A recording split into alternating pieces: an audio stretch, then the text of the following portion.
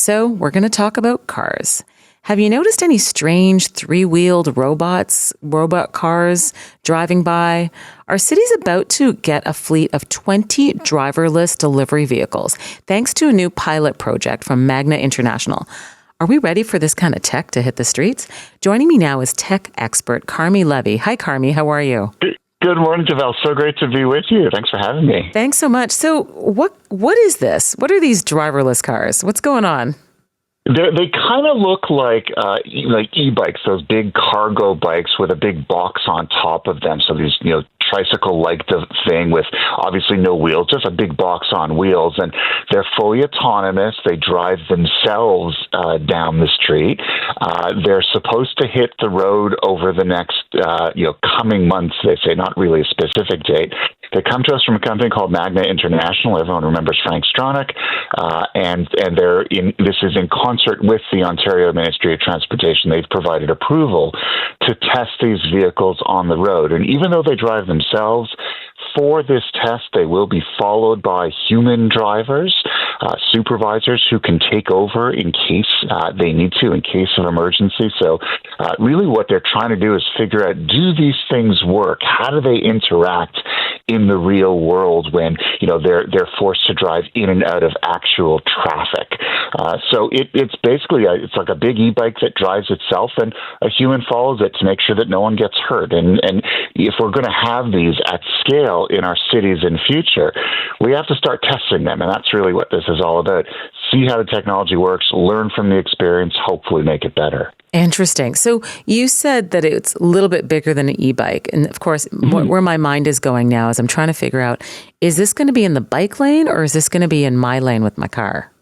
The announcement doesn't say specifically where, but based on the imagery that they've provided, you can kind of tell they're expecting these things to actually drive on the street. Okay. And so they've got a maximum speed of 32 kilometers an hour. So, Hold on. What? Exactly. We need to stop. Kind of slow, huh? Yeah. I'm like, we need to stop for a second because, I'm the first person to admit that I have a bit of a lead foot.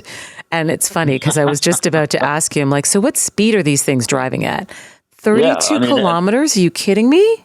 Yeah, I'm faster than that on my bicycle. So yeah, that'll be interesting. I'll be able to wave at them as I cycle past them. And so they say that it's going to be bounded by an area, Eglinton, College Avenue, and Parkside. So it's great, just in time for my neighborhood.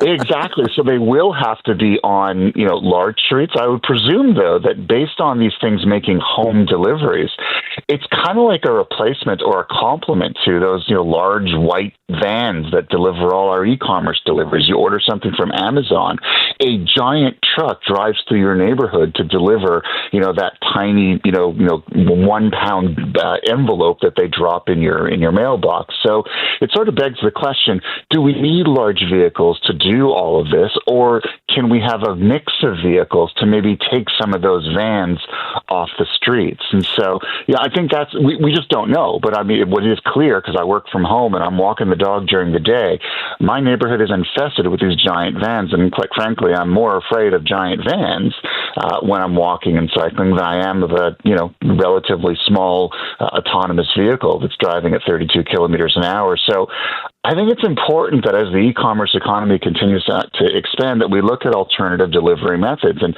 this is one of them. Drones are another. We're seeing tests in various American cities of all of these new technologies.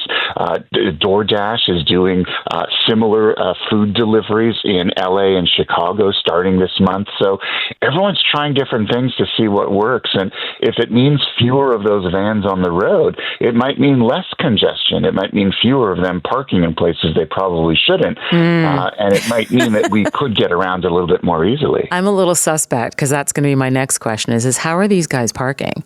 Because if you're on Yonge Street, I sure hope that you're not going to double park so I can't even get around, because sometimes that's, of course, what the Ubers do, right? And then my other... Yeah, these things are small enough they could go up the sidewalk, and the whole idea is that they will finish the delivery right to your home. So conceivably, they come off the street, they go up the sidewalk, up your walk, and drop it off right at your front door. So, but hold on a second though. Yeah. But you just said they're so big that they're going to be driving on the lanes. Yeah. So they can't really drive up your walk if they're big enough to fit into like not a bike lane, but they're so big that they can't be on a bike lane. They've got to be like on a regular street lane, right?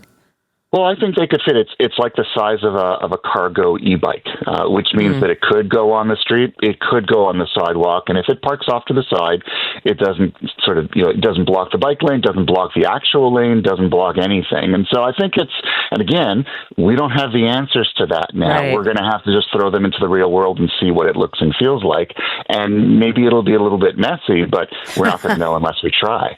Yeah, it definitely sounds like it's going to be a little bit messy. That 32 kilometers, I feel like I still can't even get past that. But, I was starting to think about how many of those delivery vehicles tend to block my driveway. It's super annoying, I got to say, that, we're always sort of having to come out of the house saying, yeah, you need to move because we actually need to use the driveway.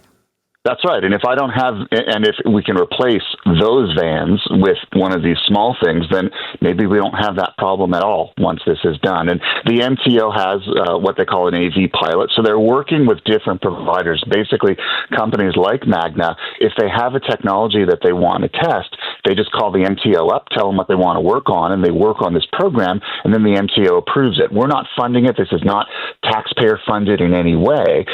It is, we're going to give you permission in this designated area. We will let the public know, and then we will take feedback and determine our next steps. And so if it means that because how many times have I come out of my house and I've been blocked as well, or riding along on a bike path or in a live lane, and all of a sudden there's a large van there. This could potentially address that. And I'm willing to put up with the 32 kilometers an hour limit if it means that I'm not blocked in my lane or that I don't have to sit in my car waiting for this thing to move. Interesting. Well, that's all the time we have. But I'm still upset with the 32 kilometers. I wish they would do at least 40. I can't even get past it. But I know that's me. Maybe that's small thinking. But thanks so much for chatting with us today about this. Really appreciate being with you. Thanks so much, Giselle. Great. Thanks a lot, Carmi.